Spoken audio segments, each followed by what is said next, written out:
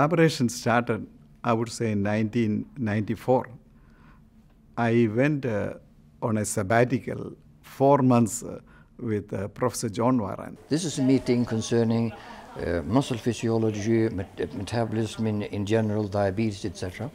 I met a vigorous young surgeon who also has an interest in metabolism. His name is Ole Ljungqvist. He just finished his MD PhD. I was fortunate to meet with Shri, and it turned out that he needed a surgeon to help him take some biopsies for a study that he was about to perform. I was collaborating with Ole Ljungqvist on diabetes questions, and got pulled into the meeting, enjoyed it a lot, and before long it was run by the Gang of Four, which was John Warren, Ole Ljungqvist, and myself. This is Olaf Röjekers, and Olaf Röjekers, of course. From the very beginning, it was obvious that we had created something that I think most of us felt was very unique. Both groups were very openly discussing data, truly trying to help each other to understand findings that perhaps one group didn't fully grasp what was going on. And we had very open and very keen discussions. And I think that this open atmosphere and this friendliness between the two institutions was really formed the whole group and the whole environment in which we were working. So it was an exchange of people and of ideas. There was an email from Jan Andersson, at the time vice president of the Karolinska Institutet. And he said, you know, Martin, there's actually going to be a collaboration which is strategic. It's going to include, and he said it already in that first mail, it's going to be an education, research, innovation platform. And I thought, wow, this is great. We found there was so much in common, so much information that we needed to discuss and make into solid publications, and also for young people to take part in this. Then I suggest, why not have an annual meeting? The meetings become larger, involves more people, and it really has become an interchange between two medical organizations. Because in science, you should have people who critique you in a very positive way and creative and constructive way. Memory from the first years is really the lasting friendships and the important science that was held. I think it was the very first meeting that we ever held. And the opening session was actually Shri presenting some of the ideas behind the collaboration. And one of his colleagues, and in those days we had slides, you know, that were actually true Kodachrome slides that you put in a rack and ran through a slide projector. It's not like today.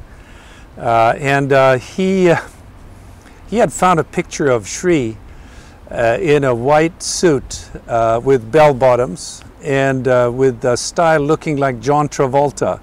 And he put that slide into the slide rack as the second slide. And of course, Shri clicked his slides, and the second slide shows up and everybody start cracking up. He looks around and he sees that slide, and his comment was, "Oh, good heavens," which was absolutely wonderful. And that sort of set the tone. So, you know, humor was always a big part of the whole conference that we had. So that's one story I will never forget.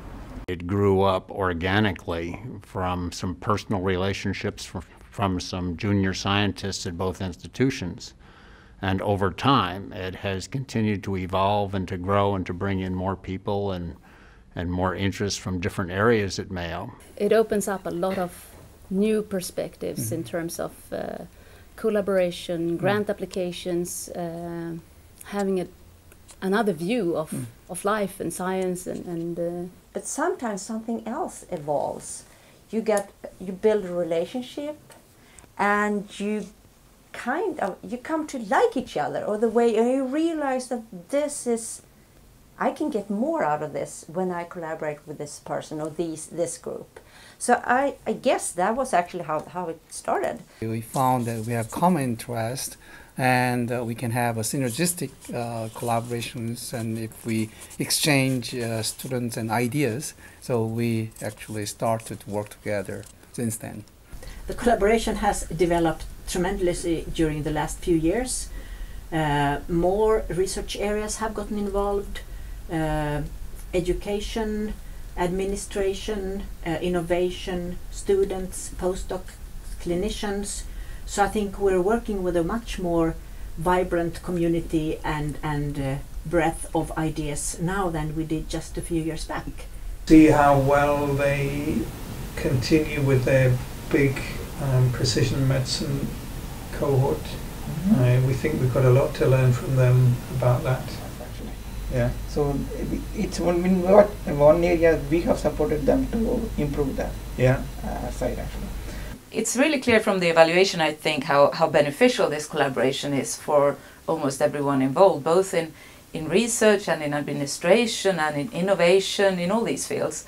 And I think a key is the kind of personal connections, of course, together with this strong steering group that's really supporting the researchers with not only with small funds, but also just a network and the kind of umbrella for which to work in. Let's try to make this as a platform.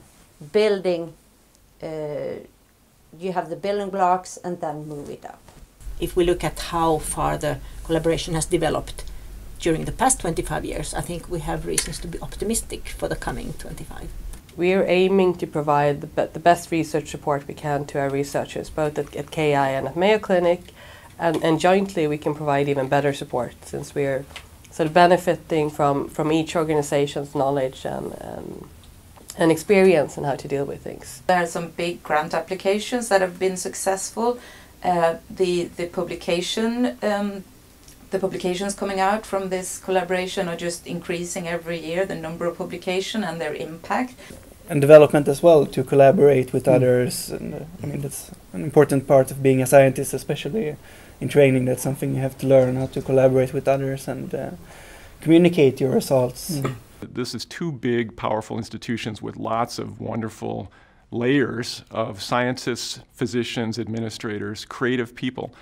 And why not link them all? Why not create incentives to bring both groups of people together? And that's been so much fun. So that's what I'm learning most, is how to really work as a team, a one unit team being so far away. Very well automated, so that there is very less error, or it can be traced. Yeah. So that's very impressive. And this is in particular because here you can see it's the US colors, and here's the Swedish colors, and here's the Mayo sign, and you can hang it like this. And this is something that the steering committee and the speakers got at one of the annual meetings, which is very personal. It's one of the nicest gifts I've ever received. I think it should keep going and just keep growing. And I guess 25 years kind of marks also a time when things are really beginning to be aligned. Collaboration and incentive to actually visit the two places, which are hours apart, has allowed hundreds of travelers over the last 25 years, and particularly the last few years, to visit both during our annual meetings that rotate between the two sites. We have the Transform the Collaboration competition happening this year, and that'll be very exciting. It has always been an influx of new ideas. It's been inclusive rather than exclusive. And it has been said that it's a bottom-up that builds this collaboration.